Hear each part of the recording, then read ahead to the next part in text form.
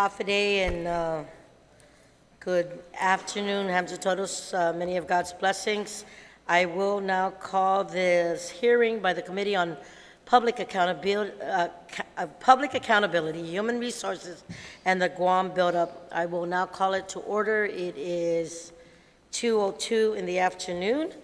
And for the record, and in accordance with 5 GCA Chapter 8, Section 8107, public hearing notices were sent out on Wednesday, March 27th, 2019, adhering to the 5-day notice, and a second public hearing notice was sent out on Monday, April 1st, 2019, 48 hours prior necessary to adhere to the statute here. In addition, this hearing was noticed on the legislature's website, our legislature's website, and if anyone else wishes to provide written testimonies to the items that are on the agenda, they may do so by emailing it to speaker@guamlegislature.org, or you may hand deliver it to our office here at 163 Chalan Santo Papa, Hagåtña, Guam. Joining me this afternoon, ladies and gentlemen, to my far right, I have Senator Therese Terlai, Sijus Masi, for being here, and also Senator Tello Taidegui, Sijus Masi, for joining us. Ladies and gentlemen, I will note for the record that the agenda was set for the confirmation hearing on Mrs. Julie L. Kanata to be first on the agenda. I will ask the indulgence, please. My colleague, Senator Taidegui, had a scheduled official meeting, could not get away from it, and I said that I would allow her that opportunity just to hear both of her bills briefly and to get that testimony. So thank you for letting me go ahead and work with that first. Ladies and gentlemen, the item bill number 39-35 COR is introduced by Tello Taidegui, is an act to add a new item 5 to section 4109.2b of Article 1, Chapter 4, Title 4, Guam Code Annotated, relative to authorizing additional leave through the leave sharing program for for employees certified as having a catastrophic illness. And the bill after that for Senator Taidegui will be bill number 55-35 LS, an act to amend section 4302C1D and section 4302C1E of Article 3, Chapter 4, Title 4, Guam Code Annotated, relative to the composition of the Government of Guam Health Insurance Negotiation Team.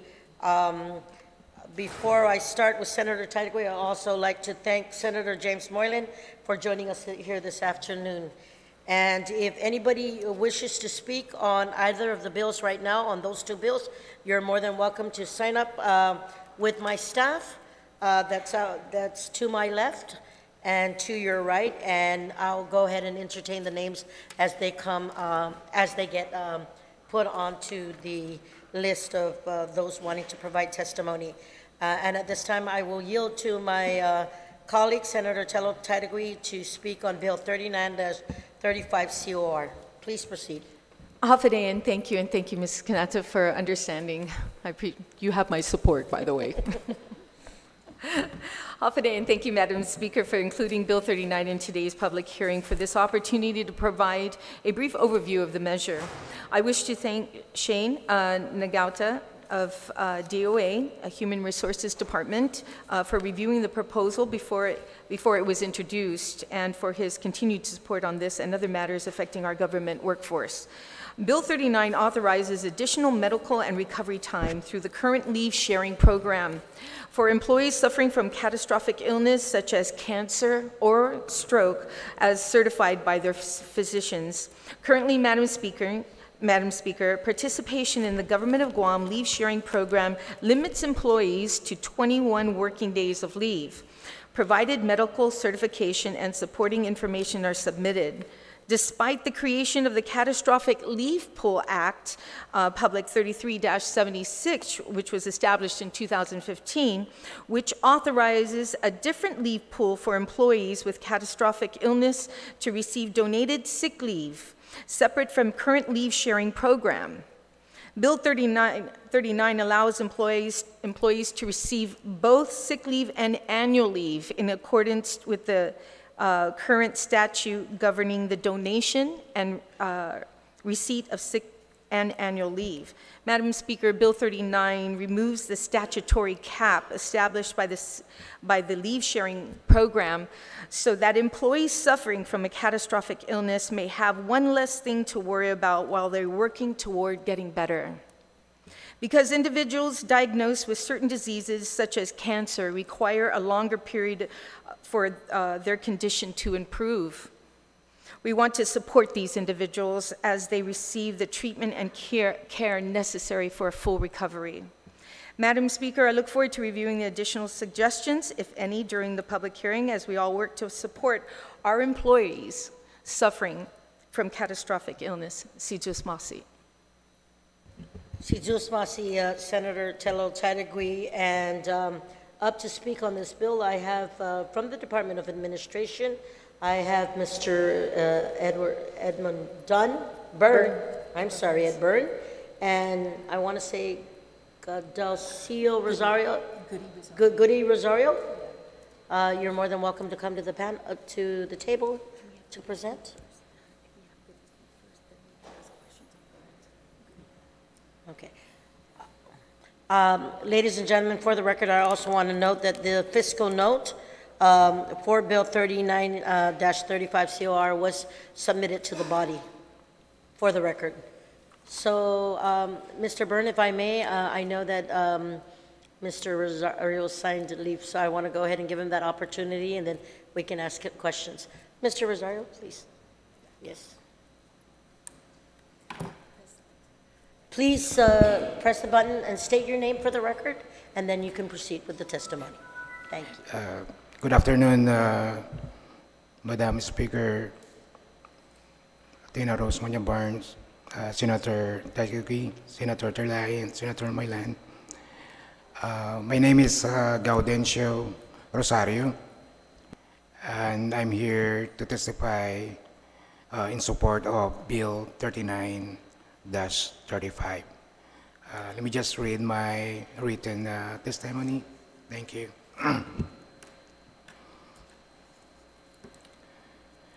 Buenas yan, happy day, Senator Tadigui. First, I would like to thank you for the opportunity to comment on Bill 39-35. I understand and appreciate the intent of Bill 39-35 and wholeheartedly in support of it. My name is Gaudencio Rosario. I am the Deputy Financial Manager at Department of Administration, with over 21 years behind me. I signed leave this afternoon to testify in support of Bill 39-35.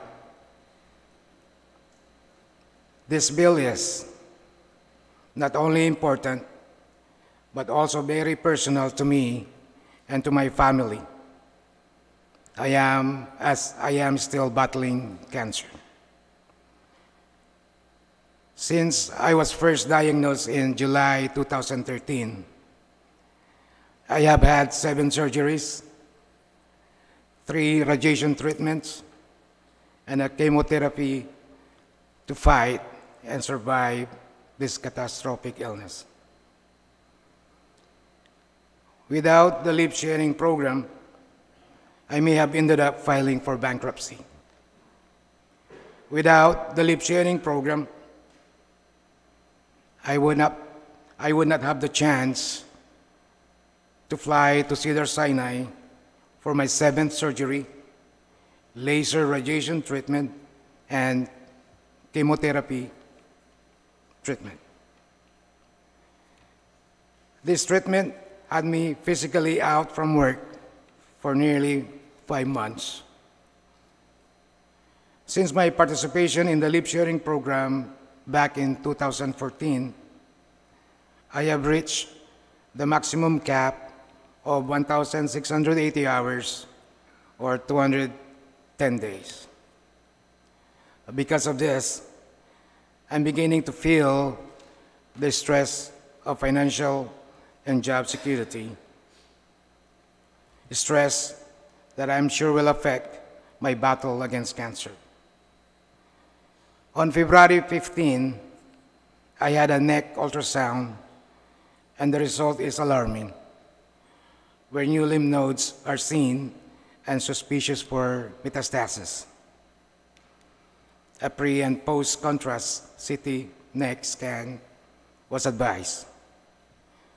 With this, I'll be flying back to Cedars-Sinai, California for my follow-up and scheduled a PET CT scan on April 24, 2019. With this, I will again worry about my job and my finances. I personally and strongly support Bill 3935, which seeks to help the Guam employees who are battling and suffering from catastrophic illness like me, as we continue to undergo difficult and painful medical treatments. With my family behind me, we pray and humbly ask for your support on Bill 3935. Sinceramente, Gaudencio Rosario. Thank you. Si Chusmasi Guri. Mr. Edburn? Thank you, Madam Speaker. Madam Speaker, Senators, Edward Byrne, Director of the Department of Administration. Public Law 2868 changed the period for which leave sharing could be used. It established 90-day period for treatment and recovery, an additional 90-day period upon medical certification that additional time for treatment and recovery is required, and a third and final 30 days upon further certification. Total leave period is thus limited to a possible total of 210 days. Bill number 3935 seeks to extend this treatment and recovery period, but without a cap, leaving the employee with unlimited leave settlement, but subject to a possible limit of donated leave. Obviously, the person requesting the leave has to get the donated leave from somebody donating it. In parallel with this, there is a long-term disability provision available to employees under a whole different set of rules and conditions, because these benefits are available under the retirement plan for employees who are suffering from such a medical condition. And I think I should also comment upon, the term catastrophic obviously is possible to different interpretations. I've not yet seen a medical certification that something was catastrophic, because we haven't actually asked for that certification. Normally the word that's used is chronic, but I have seen some provisions in other states' law where chronic and catastrophic were actually interpreted in the same way, and I guess we would have to do the same here. Thank you, Senators.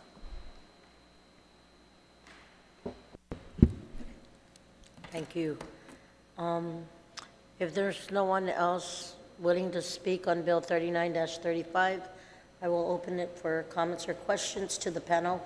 I'll open it with the author to ask her question or state her comment. Thank you, Madam Speaker, and thank you so much for being here today. And Goody, I appreciate especially the struggle, and your family too. I wish you the very best as you move forward. I know it's not only your situation, but there's others too. And it's not just those today, it's those in the future, as we're seeing cancer become more prevalent in our community than before. That being said, Mr. Burns, there is a law that was passed that I mentioned earlier and that was implemented called the Catastrophic Leave Pool Program. And looking through this, have you guys been able to implement the rules and regulations for this? Senator, no, we haven't to date. We are looking at all the personnel rules and regulations. We started a project at the beginning of this year when the new administration appointed the new deputy and myself. And we're going right through the personnel rules and regulations, and we will be sure to include this rule and regulation in the revision.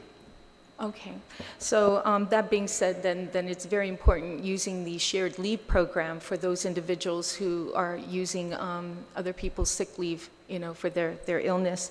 So I appreciate that, and I have to say this has been implemented. This was in 2015. We're already 2019, and rules and regs are still not implemented. So I appreciate it. Okay. The other thing I was on the air this morning with an individual who asked me about their sick leave. He had left the government of Guam, and he had a balance. I think he said it was about 500 hours of sick leave. And according to law in Chapter 4 and Title 4, it states that the government of Guam must maintain their balance even if they depart the government of Guam. In the event they should come back, that balance comes back to them. So my question is, when do you finally stop that leave, or is it, someone said 4 years. After 4 years, if you don't come back to the government of Guam, then you lose it.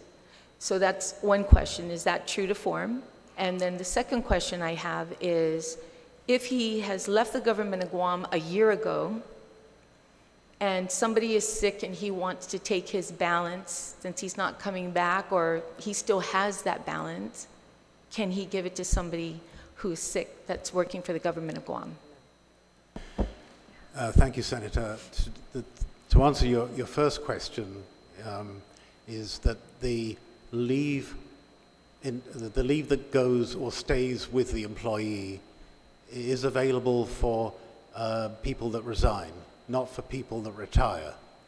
So, I mean, for people who retire, that leave balance does go away. It's for people that resign that keep that entitlement. It's a highly unusual, I mean, in my experience as far as employees are concerned, it's highly unusual to maintain a balance for people that have actually left employment. But it's there, and it would be available to be donated to a leave pool should that be set up in the way that you intend. So that the second question is, if he has left the government of Guam but still has that leave, is he able to go to DOA and ask them to use that balance of his sick leave to somebody else who's working currently in the government of Guam? I think that's something we'll have to deal with in the regulations, because when he's left the government of Guam, he's no longer an employee, and we'd have to define it in a different way to enable she or he to do that. Okay, thank you so much. I promised the listener I would ask, so I hope they're listening. Thank you, Senator. Thank you. Other than that, there needs extra straight. Okay, I look forward to those rules and regulations. Okay, thank you. Thank you, Madam Speaker, for the opportunity. You're welcome, Senator Tadri. Senator Teresa Lai, comment or question? Yes, thank you for your testimony, Mr. Rosario, Mr. Byrne. Mr. Byrne, so BBMR estimates from their fiscal note that they could, well, zero financial impact right now, but they really can't estimate it because there is no cap, like you said. Do you have an estimate of the impact, or what are your thoughts on that? Senator, I think I kind of alluded to that it's hard to make an estimate because there are so many variables. As you just said, there's no cap. Also, it depends upon the availability and frankly, the humanity of people to donate it. And it's really hard to predict whether people would be willing to do that because they're actually giving up some of their own sick leave. So with those variables, and I have to agree with BBMR, it's very hard to make a prediction. What would you say is the current usage of this leave sharing program? Would you say that most of the people who have these types of medical conditions are able to get donated leave, or the reverse is true? No, I would say that most of them have been able to get donated leave, and in most cases, and Mr. Rosario is an exception, and I know we all feel for him, in most cases, they had sufficient leave to attend to their condition. All right, sufficient plus the 210 is, you're saying, was able to take care of most In conditions. most cases, I understand, yes. Mr. Rosario. I've seen Yeah. this situation very closely.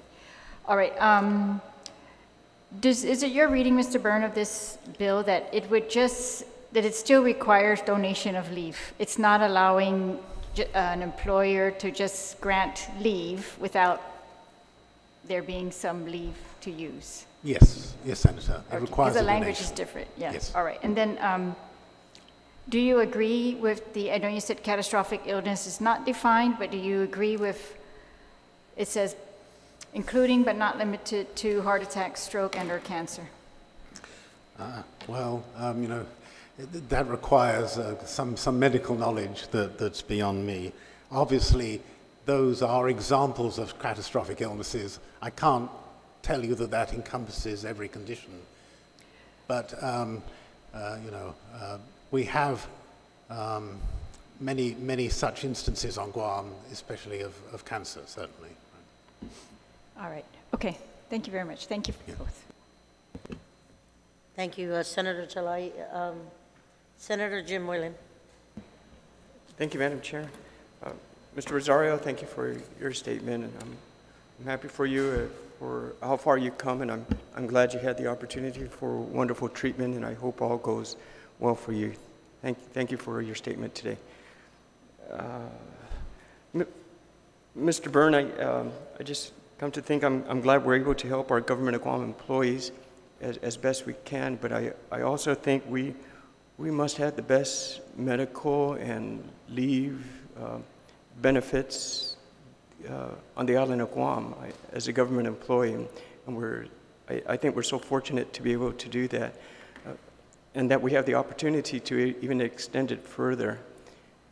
Sometimes I just wonder, coming from a private enterprise, if all businesses were able to do that, we'll probably have a happier group of people that can take care of one another and share that leave. But we also are concerned of the budget constraints for the island, and it just comes to my recollection. I think we had a medical examiner who just recently retired from the government of Guam and cashed in all his benefits, which were rightfully his, but I think it cost the government over $200,000 that we're wondering, how are we going to achieve this money?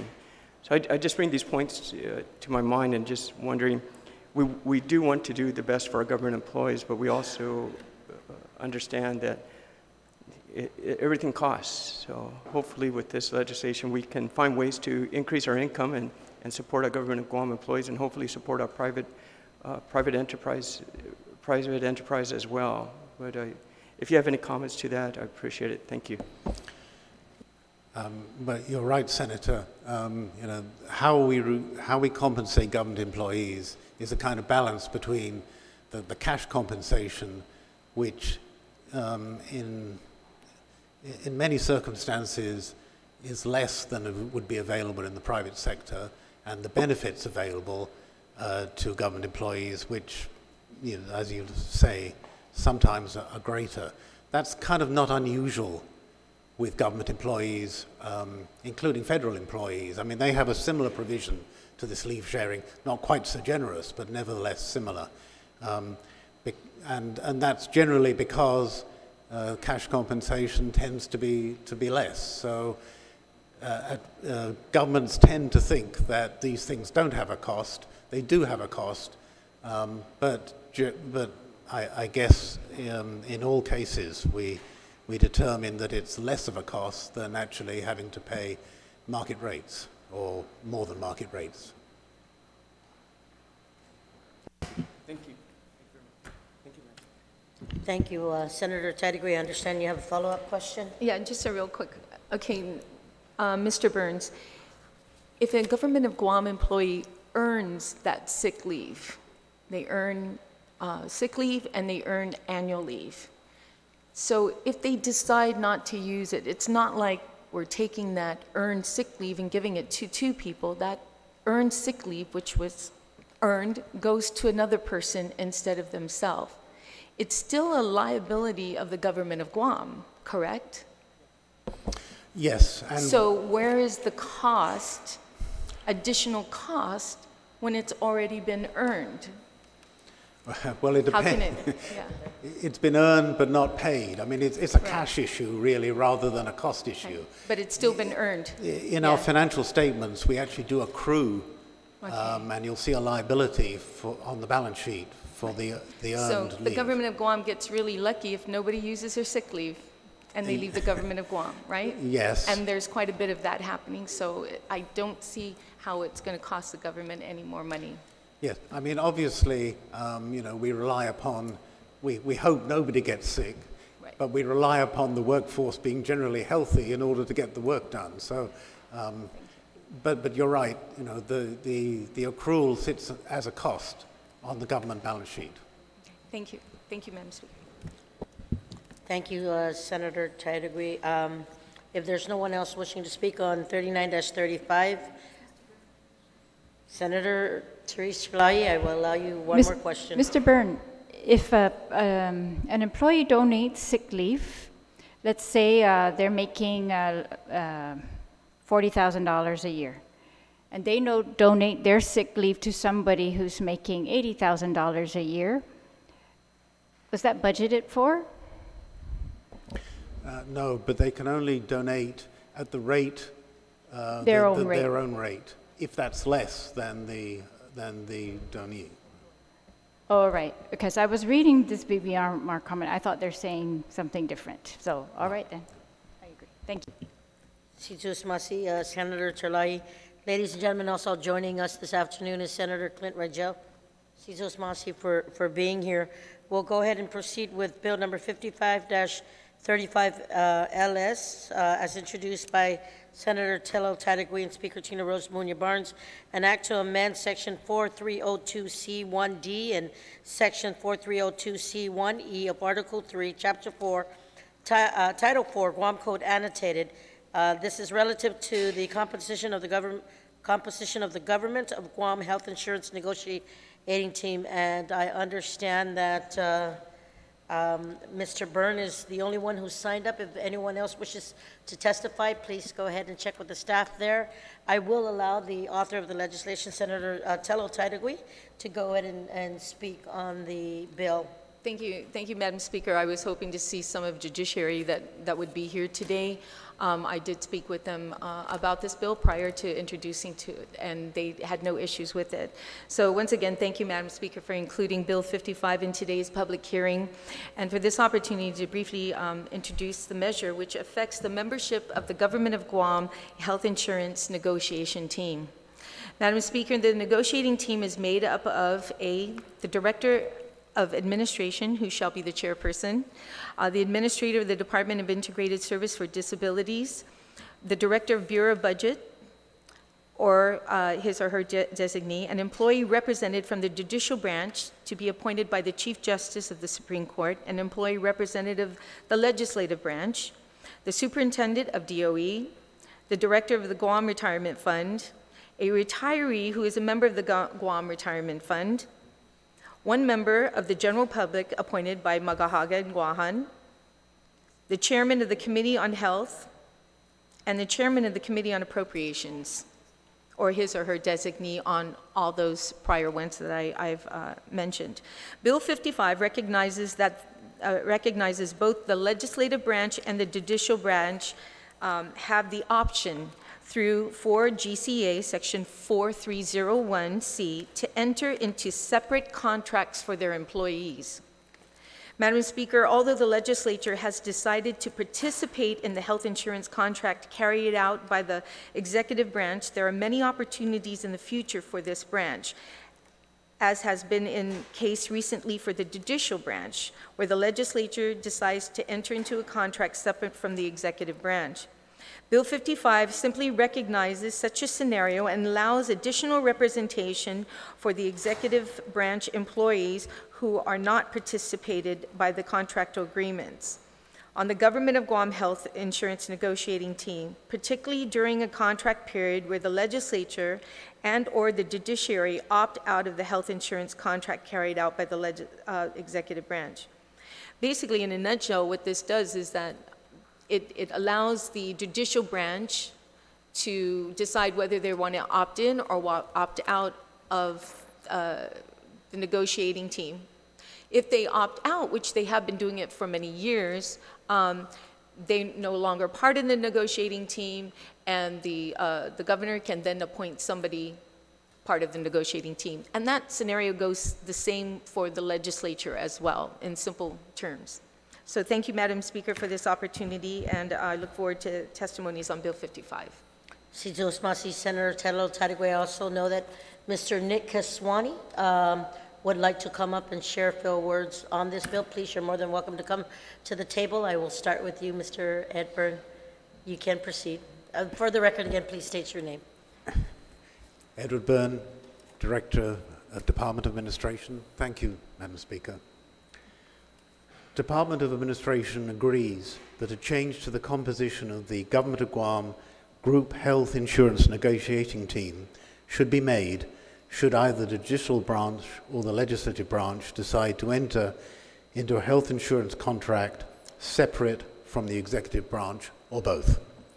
However, we recommend that the employee or employees appointed by the governor be substituted, not appointed additionally, to the representative from the branches or branches entering into separate contracts. Thank you, Madam Speaker. Si Diyos masi. Senator Tadigwe, none? Senator Terlahi, any questions? Yeah. Mr. Byrne, so when do you receive notice from the judiciary whether they're in or out of the contract? There's a date in March, and I think it was March 24th or 25th that they had to notify us, and we received such notification. All right, so would that timing work then when they make that decision and whatever triggers that decision? Is that a requirement that they make it by that time? Yes. So when does that timing work then for the replacement of yes, Senator. The member for you? All yeah, right, that would be fine. Thank you, Madam. Thank you, Senator Terlahi. Senator Molin, any questions? Senator Clinton Rigel, any questions? Mr. Nick Kaswani. Thank you, Speaker. Thank you, legislators. I appreciate the opportunity to speak to you. I am a volunteer at the Division of Public Health and Senior Citizens. We deal with a lot of Medicare and Medicaid-related clients who also, a lot of them are Government of Guam retirees. And they have issues related to Medicare, which in the past has always tended to indicate that some of the considerations that need to go into their planning are not taken into account. We have met several times, the Division of Public Health and Senior Citizens, the volunteers and the staff over there have met with the DOA on several occasions during the negotiation process to try to bring issues that affect senior citizens and citizens that go into Medicare and are retirees of the Government of Guam. Most of the issues have been taken into account, but I would recommend that we put a member of the Division of Senior Citizens, Department of Public Health, either an active employee or a senior volunteer, on not necessarily the board for approving the contract, but for initiating the RFP that goes into the contract so that the requirements for the senior citizens and for the retirees who are senior citizens are taken into account, such as Medicare and the coordination of benefits issues. Thank you. Thank you, Mr. Kaswani. Any other questions or follow-ups from my colleagues? If not, thank you for presenting your testimony on Bill 55-35. Ladies and gentlemen, we'll go back up to the top of the agenda and acknowledge the appointment of Ms. Julie L. Kanata as member of the Civil Service Commission to fill the unexpired term of Edith Pangilinan. And I will invite, I do have several pages. So as I call your name, I will allow Mrs. Kanata to be the last speaker to speak on her behalf, but I invite family and friends and commission members to the table. I will acknowledge Mr. Louis Baza, please. I see Mr. Roland Fejeran. Would you wish to provide testimony or just support? Support. Mr. John Smith, here to support or present testimony? Support, thank you. Mr. Daniel Leon Guerrero, here to support or to testify? Please join us. Please join us on the table. I hope I'm saying this correct, Janelle Lahat? Support or to speak? Both, to support. Maria Masnayan, support and speak, or just support? Vicky Ann Sablon, support and support. Thank you very much. Note, ladies and gentlemen, as I call your name, only because I want to make sure that the listening audience knows that these folks are here to support the nominee and that it is recorded. Thank you very much. I also have Mrs. Bennett L. Duenas, support, just support. James Lahan, to speak, please join us on the panel. Mr. Vicente A.L. Lahan. Vicente, am I saying that right? Vincent or Vicente Lahan? Support, Uncle. Lourdes C. Lahan, support. Si Diyos masi. I'll save him for last. Miss J. Marie Q. Meeks. Am I support or speak? But support. And Mr. Bill Meeks, support. And Lourdes Hongi, to testify. Please join us on the table to be a part of the panel. Thank you very much. I do have a couple of other names after this, so I will allow the panel to speak. I will ask the Mr. Louis Bazo, I think you're as the chairperson. Please proceed. Thank you, Madam Speaker, Senator Rogel, Senator Talahian, Senator Moylan, for giving me the opportunity to testify for Julie Kanata to be a member of the Civil Service Commission. As you already know, the Commission plays a vital role in the merit system of this government. We spent long hours hearing cases before us. We have agendas that are coming up, and this is a breath of fresh air to be getting more commissioners coming in. We'd prefer to have at least the full board of 7. So you'll be seeing us coming in here to testify on some other board members that have accepted this membership. It's very important that we have 7 people so that there is a balance when we make decisions. As I've said earlier, we don't deliberate in private because of the rules and the laws. So having 7 people in the board it's really great for both the employees and management. Okay. I know Julie Kanata. I've actually known her for a long time. I remember her as a personal specialist working for Guam Power Authority and then moving up the ranks to Guam Community College to the University of Guam, and then working at the Civil Service Commission. Actually, we were colleagues and staff. So she knows technical work, and she knows merit system principles and practices. Then she got promoted to an HR manager over at GPA, and did that for a long time until she retired recently. Julie's technical know-how, her theoretical background with her bachelor's degree in political science and her master's degree in public administration, and her professional work in human resources is really a plus for us. She actually, one of the major duties is a merit system wherever she went, and she took that with her. Being an HR manager for GPA is not something that is very easy, because we as HR people, sometimes our managers think that we become a part of the problem, not a part of the solution. And the reason for that is we call it. If you break the law, if you're going to the left and you're supposed to go to the right, we will actually tell you, because it's our duty to tell you, to steer you in the right direction, because we know the rules, we know the law. Julie is one of those employees that would do that. She's got integrity, and with her background and her experience, I think it's very important that, you know, we ratify her confirmation, as we really need her services.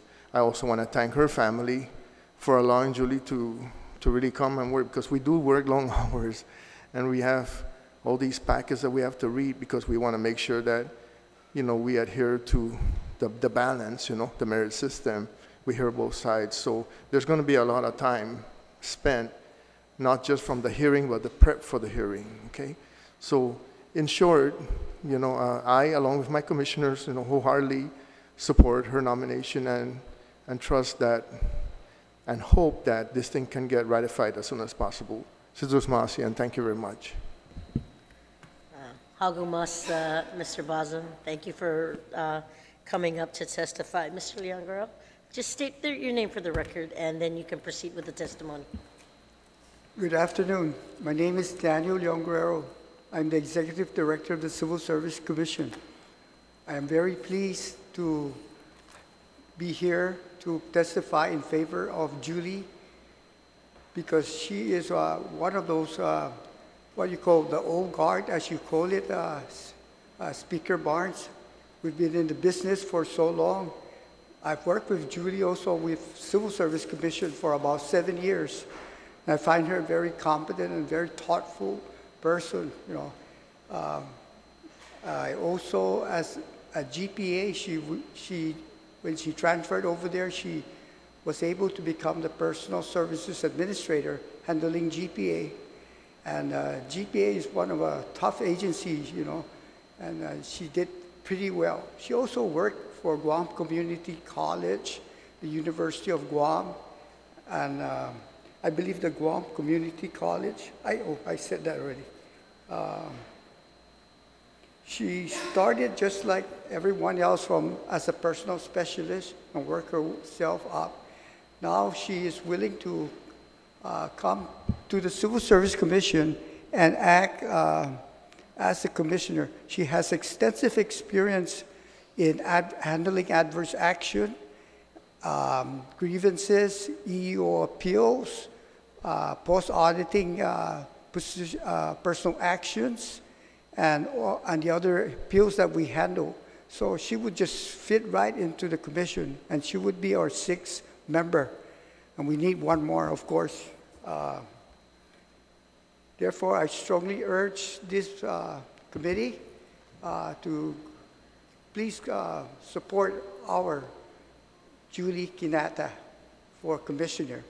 Sidus Masi, thank you very much.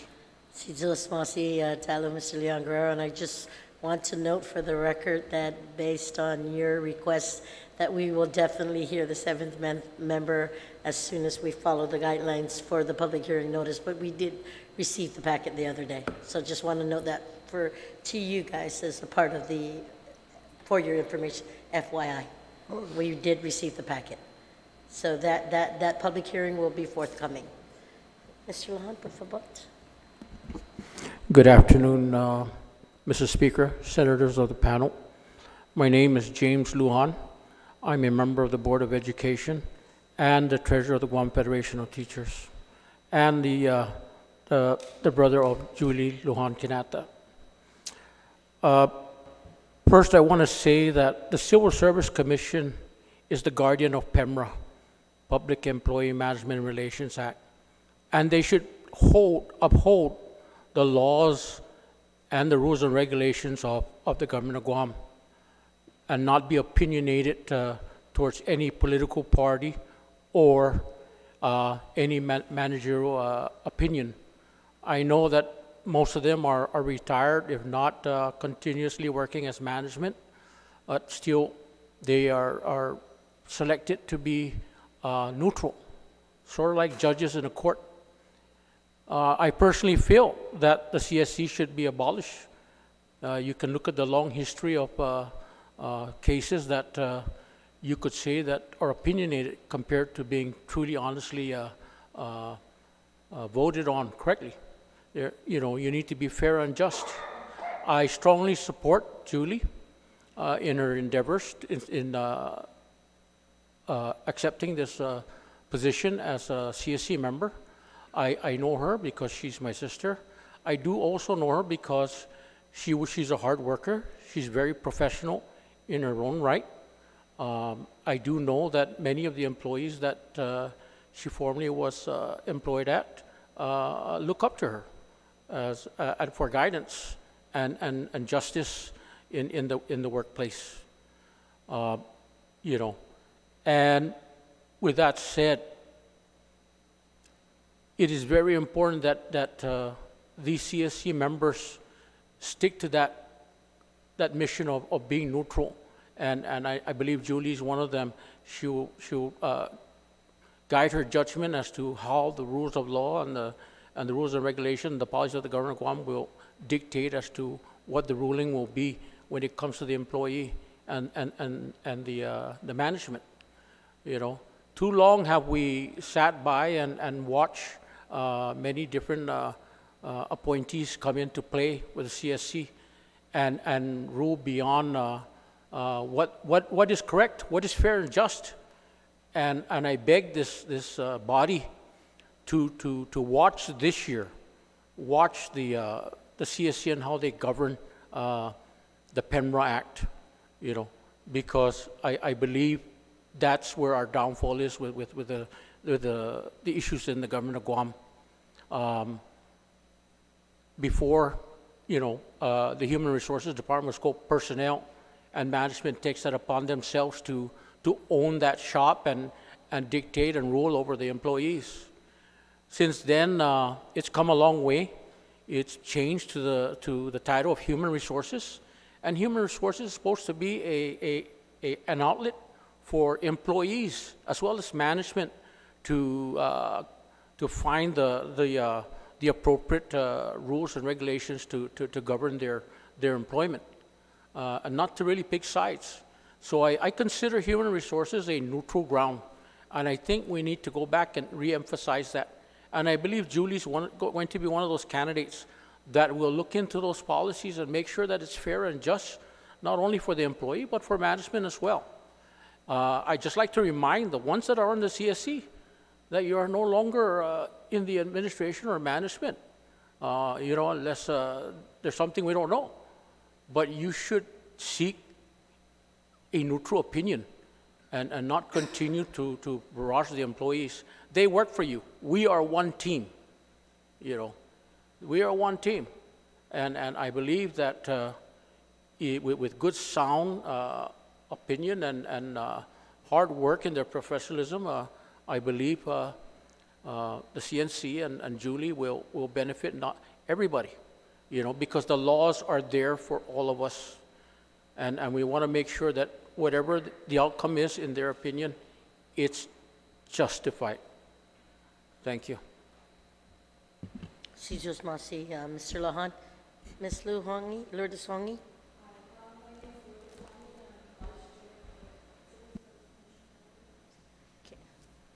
Can you go ahead and repeat that? Okay. My name is Lourdes Hongi. I'm the Vice Chair of the Civil Service Commission Board. And I'm here to testify on behalf of Julie Kinata, and I'm testifying in her behalf. Ms. Kinata retired from the Guam Port Authority as Personal Services Administrator and has been in Human Resources for the Government of Guam for many years. I know that with her knowledge and expertise in human resources, she will be an asset to the board. And one thing that I find out, I don't really know Julie Kinata. I only met her during our board hearings, and I commend her for her dedication and her commitment to be a board member, because she has appeared in several of our hearings just, to observe. And mind you, our hearings are 2 to 3 hours in the evening. It's not a very pleasant thing to attend, and I commend her for her dedication.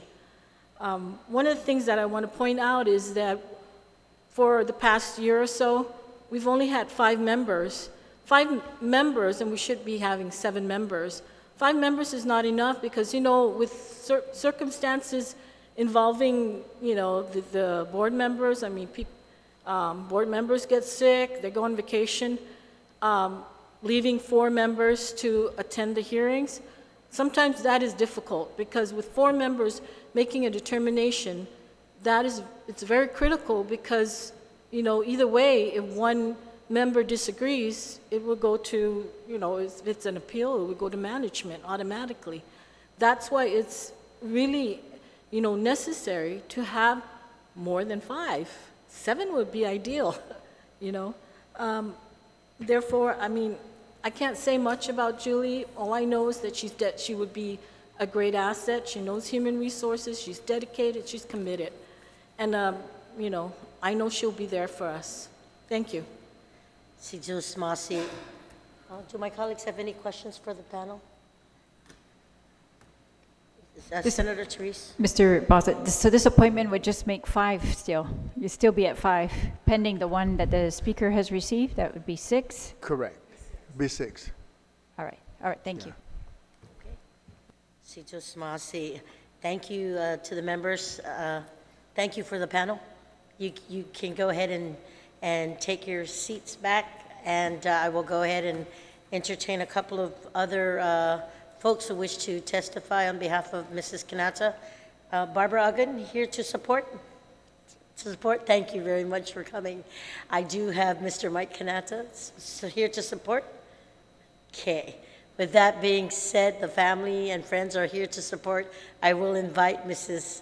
Julie Kanata to come up and present her oral testimony. Please proceed.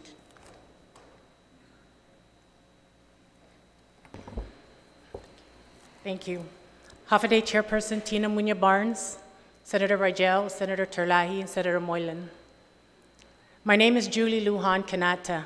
I thank you for the opportunity to be here today to present testimony in support of my appointment to serve as a member of the Civil Service Commission. I also want to thank Governor Lou Leon Guerrero and Lieutenant Governor Joshua Tenorio for appointing me to the Commission and for their confidence and trust in me to perform the duties of the Civil Service Commission.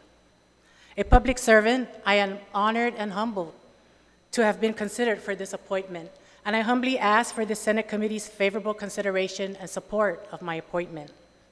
I served 33 years in the human resources field in the government of Guam. I started in 1985 at the Guam Power Authority in the Personnel Specialist 1 position. I retired from there in the Personnel Services Administrator position in July 2018. In between these years, I also worked at the University of Guam, the Guam Community College, and the Civil Service Commission.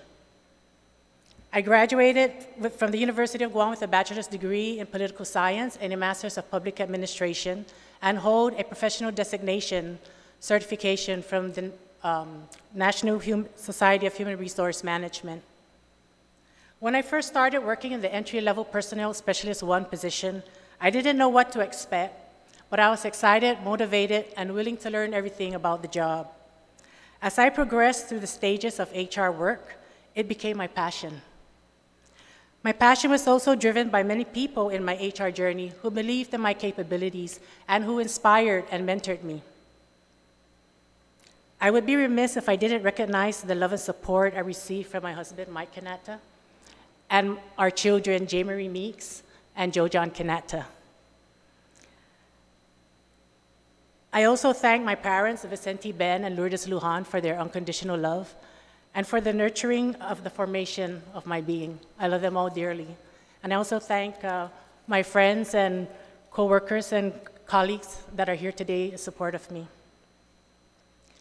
In my HR journey, I was passionate about working with employees to find resolution to their concerns, to bring best practices, solutions, and recommendations to steer the organization forward and in a positive direction. I had the pleasure of working with employees in different position categories such as administrative, technical, non-technical, professional, skilled, semi-skilled, managerial, and faculty. Although the possibility of meeting everyone's expectations and desires can be challenging, I did my best to work with each of them to accomplish and satisfy their needs. A public servant, I held myself to higher standards and carried out my duties with honesty, ethics, professionalism, and integrity. I also applied these same values in my family life. I was guided by federal and local laws, rules and regulations, policies and procedures, and conformed to them within their parameters. I consistently applied them, and where there was a gray area, I sought the proper guidance, conducted research of the matter, and thoroughly reviewed relevant data and information to make an informed decision or recommendation. Prior to working in the personal services position at GPA, I was fortunate to have worked at the Civil Service Commission in the Personnel Management Analyst 3 position. At the CSC, I worked with employees who were as passionate as I was about the work we did and the employees we served throughout the government of Guam. We worked to bring balance and understanding to the processes guiding personnel management to non-supervisory, supervisory, and managerial employees. With this experience, I gained a broader perspective of the application of varied laws, rules and regulations, and the processes performed in managing position classification, creation of positions, grievance and adverse action, and salary administration. My critical thinking and problem-solving skills increased with the work I performed at CSC and through my engagement with employees at other agencies. I received training and work with the Hague charts and the Unified Pay Plan. The knowledge and experience I gained working from alongside my colleagues at the Civil Service Commission provided me the tools to operate successfully at the Guam Power Authority. I was prepared to make the transition from a staff's advisory role to a managerial role. At the Guam Power Authority, I administered the full gamut of HR functions, including recruitment, salary administration and classification, employment relations, grievance and adverse action, and training and development. I work with all employees in all levels, advising and guiding them to accomplish productive results. I work with my colleagues to meet the mission, objectives, and goals of the authority. I served under 3 general managers, each with a different expectations and managerial styles. Each time I was able to shift gears and adapt to their strategies and plans to move the agency forward. All the while, I was resilient in carrying out my duties with the values I cherish of honesty, ethics, professionalism, and integrity. I was resourceful in finding ways to improve the quality of employees and in recognizing the value of their contributions to GPA. In my tenure at GPA, I was instrumental in developing the apprenticeship training program as approved by the U.S. Department of Labor Bureau of Apprenticeship Training, and of which graduated approximately 75 certified journeymen to date. I was instrumental in developing a superior performance award policy, a summer engineering internship program, an engineering scholarship program of which GPA employed a total of 4 graduates, and in developing a compensation policy for certified professional and technical positions. I worked closely with the executive management to complete a classification study and transition GPA positions from the Hay Plan to the Strategic Pay Plan. I was also responsible to bring training activities to GPA to increase employees' knowledge and skills, and to create awareness of other factors significant and conducive to safe working conditions. In closing, I hope that the summation of my work experience, qualifications, and attributes show relevance to the duties of the Commission. Should I be fortunate to receive your confidence and approval to serve as a member of the Commission, I will serve diligently with dedication and commitment and with the values I hold true in my heart. Again, thank you very much for the opportunity to be here today. Sito Smasi, Mrs. Kanata. Senator Therese, do you have a comment or a question for the appointee? No, I'm confident with your background. You are going to be an asset to this commission, and I thank you for agreeing to do this work in your retirement. Thank you. Thank you for that. And I'm hoping that the board, I wish you all success to the commission, and you do have a huge load, and I I know it's tough, some very controversial things, and we all want to just be fair. So, Sujus Masi. Finally, I just want to say, thank you to your parents and your family for being here, but I never knew James was your brother. All these years I've known James. But thank you again. That seems to be a lot of the sentiments of other people. They never knew that we were brother and sister. Yeah, so we're going to need a big commitment from you, unfortunately, because this is a really big time commitment, this commission. But thank you for that. Sujus Masi, Senator Terlahi. Senator Marlin, any comments or questions? Thank you, Madam Chairman. Julie, congratulations. Thank you. Happy for you. And you retired and you're going to get right back in it. Yeah, Applaud it's you. time to give back to the community. Okay, it's wonderful. You do have my full support, and I'm glad the commission has somebody as well-rounded and understanding as you are. So congratulations to you. Thank you. Senator Clint Rajel. Just congratulations for your nomination, and thank you for being willing to accept the nomination. And that's it. You're welcome. Thank you. Thank you. Julie, I want to say on Dunkel Sujus Masi for accepting the appointment from Governor Lou Leon Guerrero. I want to take this time to first thank Mike for giving you the love and support that you're going to need to help come back to the Civil Service Commission family. And we all know that that's a lot of hard work, like Senator Therese had mentioned, but your expertise and your background surely will contribute to what is needed in that board. And as I see the old guard coming back, I want to take the time to say to the board members, thank you. Thank you for being that guardian, like Mr. Jim Lahan said, for being the guardian for the employees of the government of Guam. To your family, your children, for being here. Yes, I will note for the record that's Julie, you have my full support, not because we're related, but because I know that all the contributions you've done for all the more than 33 years in government of Guam service, everybody had worked very well with you in literally a lot of the controversial issues that came up as it related to the critical technical positions, the unified hay plan, and just a lot of that work. And you were asked to give a lot of personal support for or against those issues that came before the government. And I want to say thank you for all of that, because for those who know you and those who know the work that you've done, coming back to give of your time, because now it's volunteer, you will do great for our island and our government employees. So thank you. Thank you for stepping up to the plate.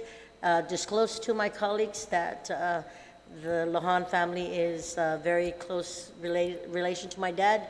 They grew up together, but more importantly, I think the experience you have to serve for our people will be great for Guam. So I look forward for your expeditious referral to the session floor by the end of this month, and the commitment to have the Civil Service Commission have its full members and panel to that. So I will definitely ask the governor when I meet with her to make sure that that last name come down for us. I understand that they're working on it, but I want to make that commitment to you as the oversight chair. So thank you again, and thank you to everybody who showed up here in support. I will call the confirmation for Julie Lahan Kanata publicly heard. And if you, the listening audience, if you wish to provide written testimony, you can do so by sending it to the www.guamlegislature.org or to 163 Santo Papa, Hagatna, Guam 9691 Judicial Congress Building. Thank you very much. Thank you, Senators. I think we do have one more bill, ladies and gentlemen, and I know that the author is here. I will recognize at this time for bill number 45-35 COR is introduced by Senator Clint Rigel Rigel, an act to amend Section 8 of Chapter 12, miscellaneous provisions of Public Law 34-116 relative to the Government of Guam Health Insurance Program enrollment for employment pursuant to Section 812A, Chapter 8, Title 4 GCA.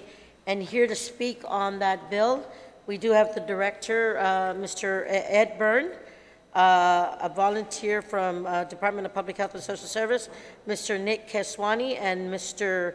Frank Campillo from Cabos Insurance. Please join me on the table.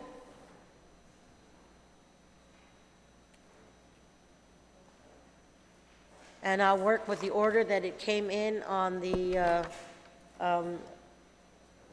information sheet as provided to me. I will start with you, Mr. Byrne. State your name for the record and then proceed with the testimony.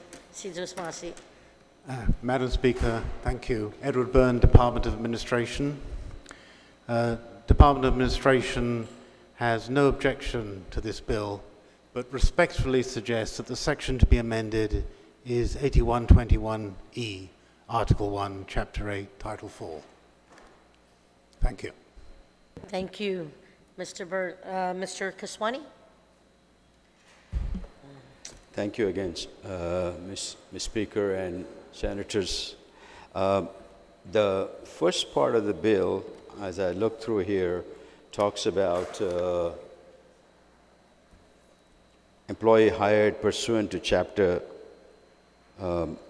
the chapter that's cited here shall only be eligible to enroll in the Government of Guam Health Insurance Program as an active employee. That is definitely a good approach to take. It ensures cost-effective enrollment for active employees.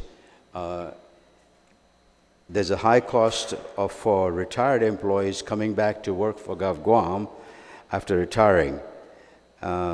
So sometimes when retired employees come back to work for Gov Guam, they decline the active employee insurance and stay with the retiree plan, which costs the government of Guam a lot more money. So it's an excellent idea to ensure that when you do bring an active employee back on board, that you put them into the active employee section so that they don't have to pay, that the government of Guam doesn't have to pay the excess costs associated with the retiree plan.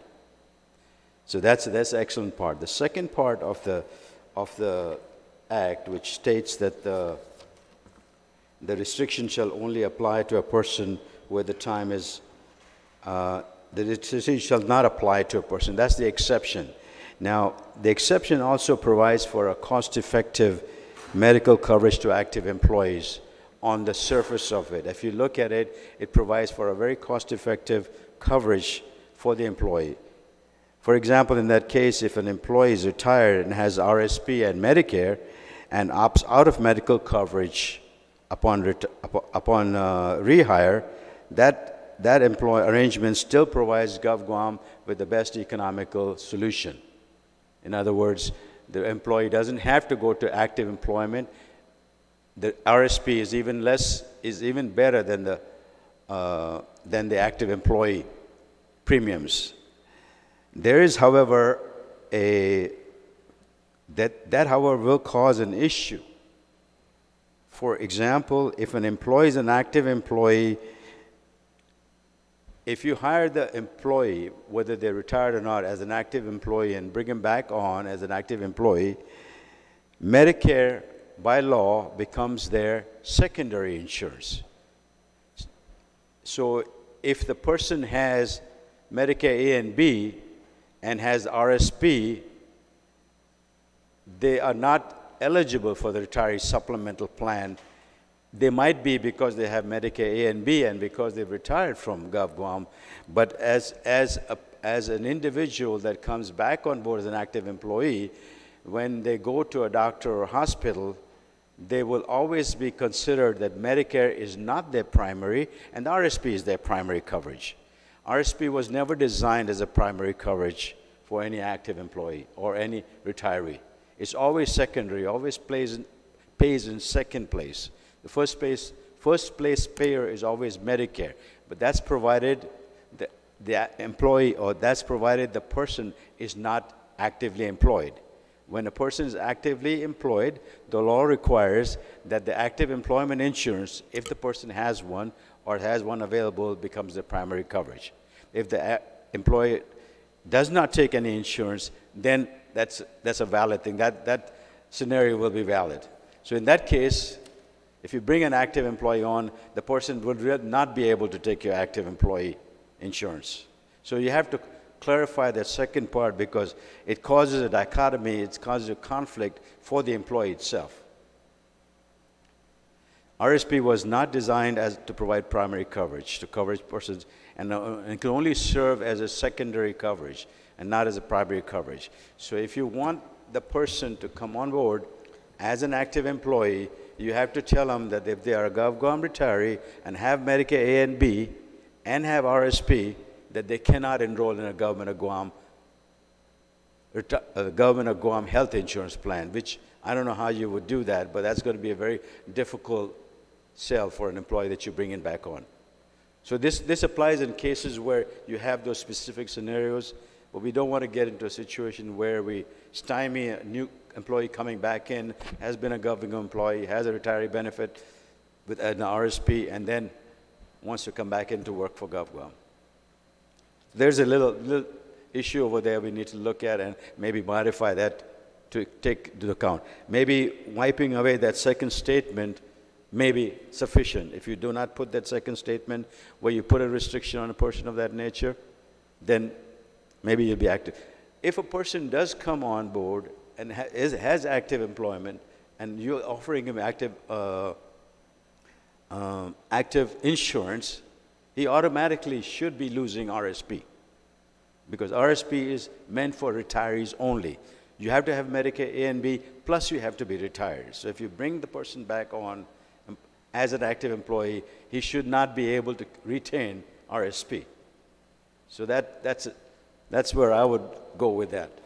Thank you. I know it's a little complicated, but I mean, we look at it from a Medicare standpoint. We see how people come in, what's primary, what's secondary, what's tertiary insurance, and it always causes conflict for people because they don't get paid. Medicare will not pay them. Medicare will say your primary insurance is employer. Employer will say your primary insurance is Medicare, and then we have to fight with Medicare to get that resolved for them. Thank you. Thank you, Mr. Khoswani, and I'd like to apologize at this time to my colleague, the author of the legislation, Senator Clint Rigel. I thought he had stepped out, and I didn't see him there when I addressed the Director of Department of Administration. And Senator Rigel, if I may, again, I apologize, and I yield to you at this time to, if you wish to speak on the reason why you introduced the legislation, I'd be more than glad to welcome. And thank you, Mr. Campillo, for indulging me to give the opportunity for the author to speak on why he introduced the bill. Senator, Thanks, you. Madam Chair. Yes, so just to sort of explain, I guess, the reasoning behind the measure, the bill would amend this provision found in the current fiscal year budget, and the provision has been in several of the past budget acts as a way to reduce costs to the government of Guam. But in the scenario being described by the amendment, there will be an increased cost to GovGuam. So for each person who meets the description, the government of Guam will pay an additional $259.06 per pay period for a Class 1 subscriber, selecting the PPO 1500 plan, and $527.32 per pay period for a Class 2 subscriber, also in the PPO 1500 plan. The subscriber will also have his/her Medicare coverage change from primary insurance to secondary insurance. So the other distinction being made by the amendment in this bill is that the subscriber is enrolled in the RSP. The RSP is designed to cover those expenses that a Medicare supplemental plan, i.e. United Healthcare Plan F, would cover that Medicare does not. And you may be familiar with Medicare only covering up to 80% of benefits. The RSP will cover the remaining 20%, just like other supplemental insurance plans. So that's the intent of the bill, was to attempt to save the government of Guam money that we could spend elsewhere. Now you're bringing up some concerns about maybe the wording of it and how that may affect the intent. So that's something that we'll definitely take a look at, and Yeah, is there anything else you'd like to add? Thank you, Senator Clint, and I will acknowledge Mr. Frank Campillo to speak and share his oral testimony. Thank you, Speaker Barnes and members of the committee. My role here is to provide some technical information regarding some issues that the bill may have. So the way I understand the bill is if somebody has the RSP program and is now hired back into the government of Guam, that the individual could keep that RSP program as the government of Guam health insurance. Okay, so we have a few concerns. Already the Medicare expert at the Department of Public Health mentioned that the problem with this is that we don't define who is primary or who is secondary. It is defined by the federal government, by the Medicare rules of engagement.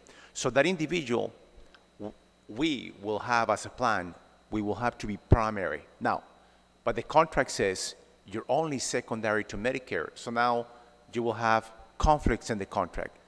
The other thing is that you can possibly violate discrimination against active employees, because if you become the primary insurance for an active employee who has RSP, that person technically has better benefits than individuals who are in the 1,500 or the 2,000 plan, because you don't have a deductible under the RSP. So I provided Senator Clint Rogel for the bullet points, the concerns that I would appreciate it, because they're technical concerns. Senator Rogel, we're not here to do emotional disputes. It's technical concerns that need to be addressed and reviewed before the bill goes forward. Okay. Thank you, Mr. Frank Campillo.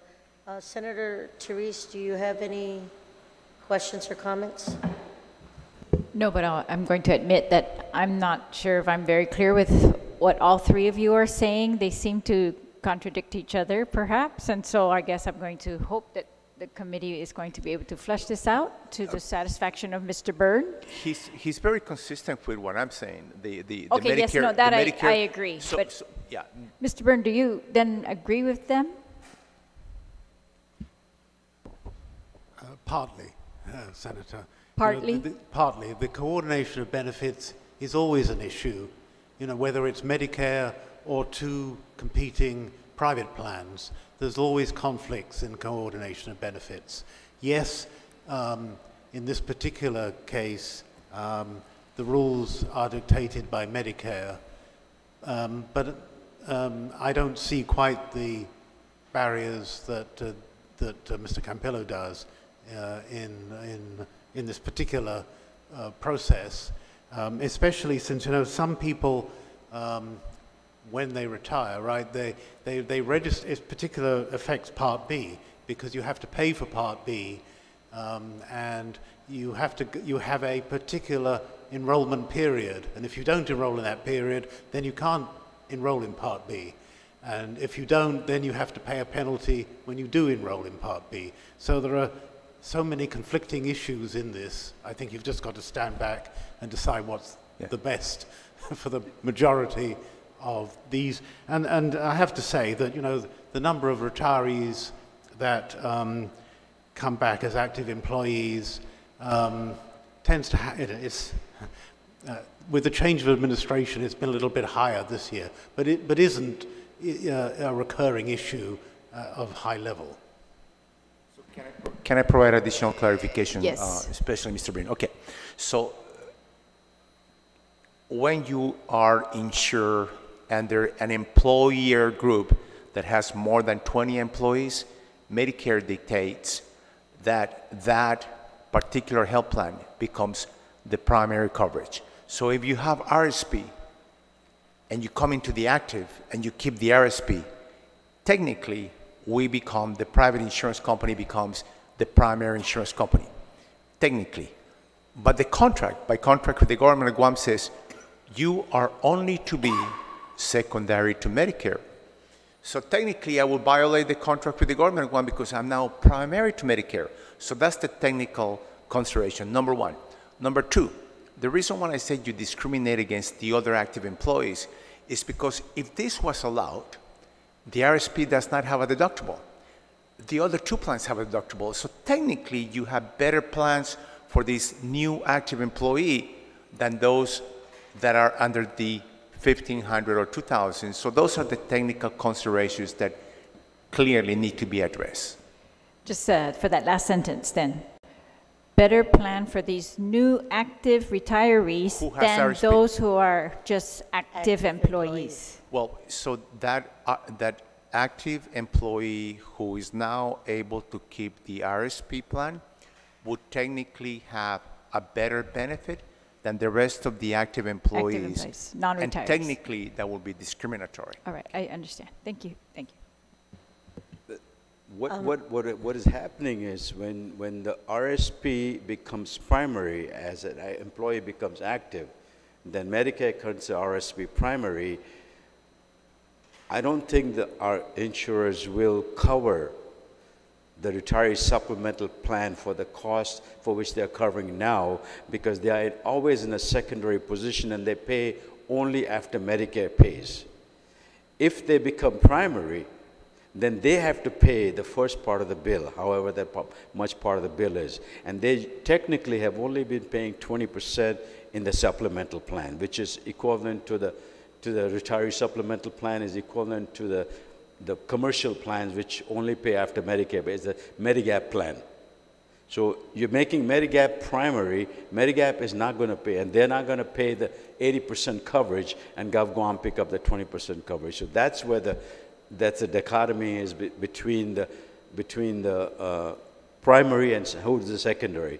And I mean, Medicare determines by law what the coordination of benefits is. For us at the Division of Senior Citizens, when we counsel senior citizens, coordination of benefits is always an issue for people that retire. They always come to us with problems for payments. People are pointing to each other. So we have to make it very clear whether this becomes, if you make this into a primary by default, by giving the active employee only the choice to keep that A and B, then we are creating another situation that may be unsolvable in the future. So is it safe to say that the RSP should not be the primary? But isn't the option already, Mr. Byrne, that if this legislation, if passed into law, would give that employee who wants to come back in a better policy of which makes it,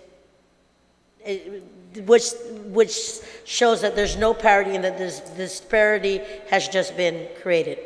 So if you compare that benefit that this new individual has against the benefits that other active employees will have, technically that will be better. And what I suggest is maybe the AG could give you clarifications. On the other hand, if you were asked a health plan, would you implement this bill? I would tell you that when you get the federal government to fight you in regards to who's primary, who's secondary, and knowing that they're going to win on this case, I will say this is going to increase your RSP costs, because if any of these individuals now become primaries, it's going to be very concerning for the health plan. And I tell you, the federal government really goes after you when they go after you. And not only that, but technically, the Department of, you get those letters. You get those letters of recoveries from the federal government. Many times we work with your the Department of staff. Administration. The Department of Administration, yeah. And some cases where Medicare still does not know that that we're secondary, they send these voluminous letters asking us to reply, asking them to reply. And again, we wouldn't like to put ourselves in a situation where the federal government is going to recover from us. We wouldn't, because it will be costly to our health plan. Thank you. So I'm suggesting the AG to review this, so yeah. I will entertain Senator Moylan, and then I'll give the opportunity for Senator Rigel to close on his legislation. Senator Moylan? Thank you, Madam Chair. Frank, you used the word discriminatory. So in discriminatory, you use the word discriminatory, right? That will become discriminatory between the two classes of employees on the benefits that they receive. Same class of employees, by the way. It Sorry? would be the same class of A employee. same class, I'm Correct. sorry. You're correct. Same class employee. So in other words, insurance industry, when we do that, that makes it illegal. Wouldn't that be correct? Well, part of providing employee benefits is that you got to treat employees consistently and in the same manner. In this case, you had somebody who was retired that now became an active employee who would technically have the ability to have a benefit that is better than those that are active employees. So technically, under the rules of discrimination of employee benefits, it would be construed as discrimination, yes. Okay, thank you. Mr. Byrne, we have, who's our advisors that come out? They're going to help you with the contract this year with the health insurance contract. So, Aon. Aon. What's our fee for Aon? What is our cost for them to come on out? Well, it really depends on what we ask them to do, but it's around about 270,000 for all the services. For all the 270,000 and they stay here for about a couple of weeks or so, or less than that? No, they're constantly, I mean, yes, they come out when we want them to come out, and they attend some of our meetings when we want them to, but they're constantly under contract with us, and we call them. In fact, I have a call arranged with them on Friday. The question was, is this a mandate that you must have? A statute, Roger, I'm sorry. A statute for Aon to come on out? Is it a part of the statute? Is it a part of the negotiating that Aon comes out? No, we contract with them to come out and attend the negotiating team and advise the negotiating team as necessary. But the contract is basically to advise us on the format of the plan, the format of the RFP, and to evaluate the proposals when they come in.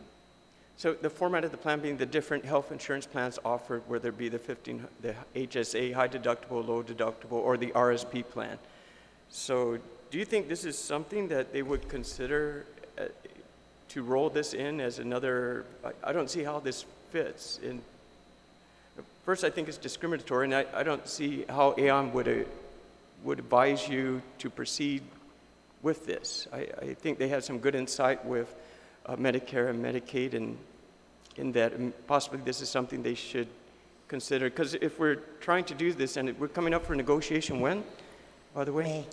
Well, we've issued the RFP, so we're waiting for the proposals to come in.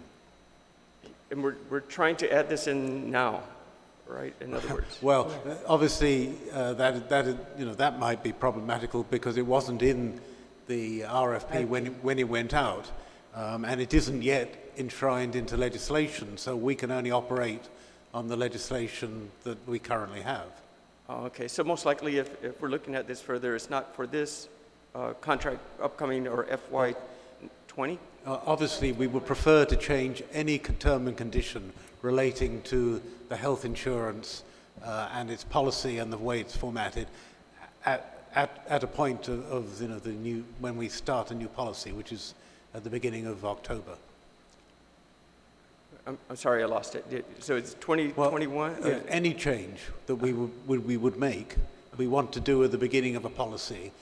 Right. So I understand. Okay. Okay. Thank you, Mr. Byrne. Thank you.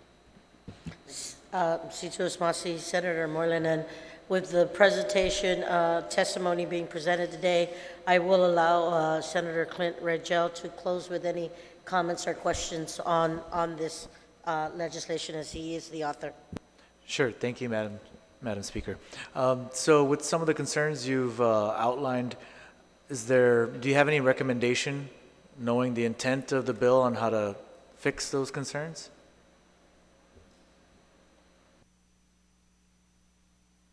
Open to the panel. If I was to make a recommendation, I would say leave the first part of the statement in there and let it stand by itself. Okay? So when an employee becomes an active employee, they automatically should lose RSP because they are not a retiree anymore. They are an active employee. And so the active employee rules take over. And if the person the employee has Medicare A and B, then that's their choice. They can continue to have it, or they can cancel it, or they can defer it, but that's their choice. It's like having somebody picking two automobile insurances or two primary care insurance. They can have A and B. If a person's 65, they usually get A for free. And the cost of B is $139, $135, in that range, between $135 to $140 this year. And so that's their personal cost, and what they have then is they have double insurance. They have the GovGuam insurance, which they select, which is the $1,500 or the $2,000 active employee plan, and they will have Medicare as a secondary coverage. So it does away with the conflict of having the RSP. So the RSP terminates for an employee that becomes active, and they get into one of the active plans. If they choose not to get into an active plan, that's also okay, because then they can take the choice and they say, I got Medicare A and B, I'm 65 years old, I don't need anything else, I'm happy with A and B. And that's okay, so they don't have to participate in any of the GovGuam plans. That would be my recommendation. So basically, you don't think there's any way to have RSP as an active employee? Correct. Yeah. Thank you. Mr. Burns, same? Well, as I... Sorry, Mr. Byrne. Thank you. Yeah, there's just one of me, right? As I said, I mean, and as you said, I mean, the intent behind this is to reduce or minimize the cost to the government.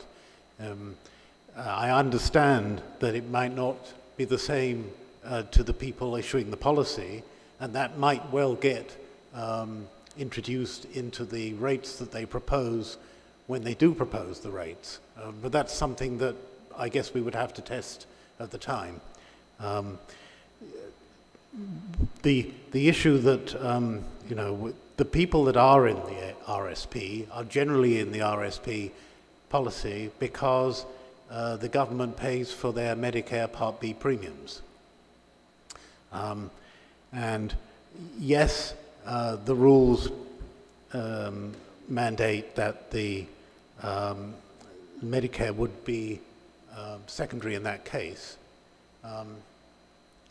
But as I say, we have this issue to some extent or not with any coordination of benefits and any policy where people have dual or triple coverage.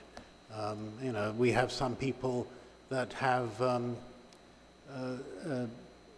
coverage under a service plan also.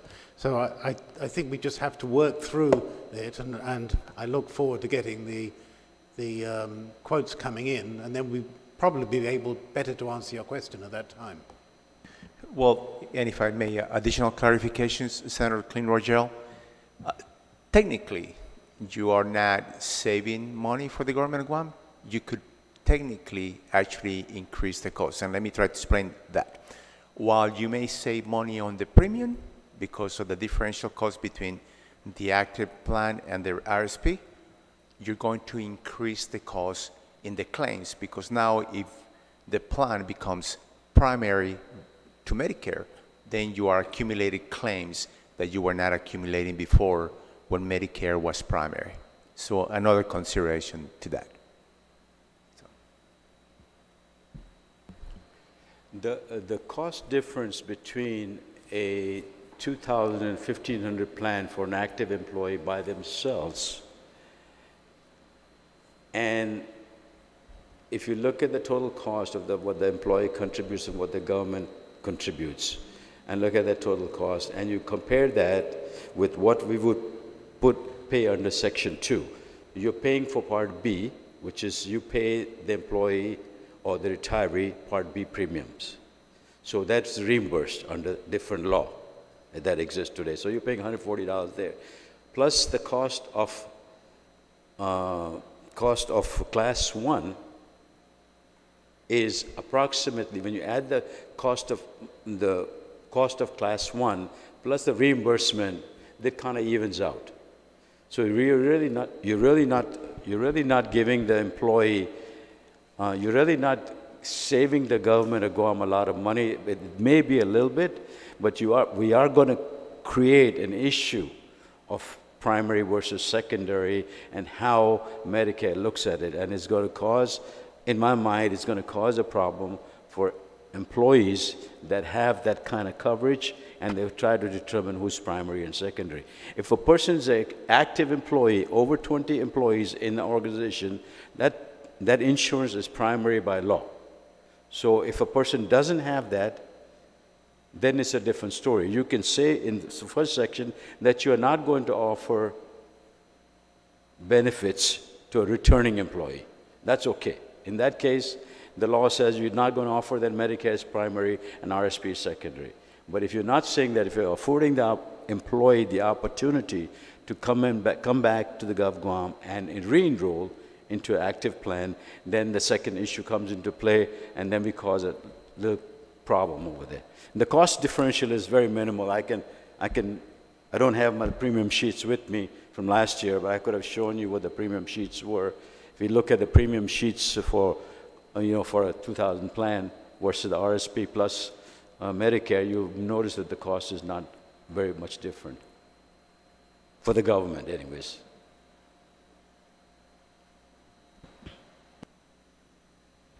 Okay, thank you, Madam Chair. Sijos Masis, Senator Rajo. I'd like to take this time to thank everybody who came out to present oral testimony or support for Ms. Julie L. Kanata to serve on the Civil Service Commission board for bills number 39-35 COR, bill number 45-35 COR, and bill number 55-35 LS. I will call these bills and the appointment of Julie Kanata publicly heard. All those wishing to provide additional written testimony can email us by sending it to speaker@guamlegislature.org, or you may send or hand deliver it to 163 Chalan Santo Papa, Hagatna Guam 96910. We will have the records open for the next 10 days. And I want to thank everybody for coming out this afternoon. It is 3:38 right now, and I will have called this public hearing adjourned. Sijos Masi.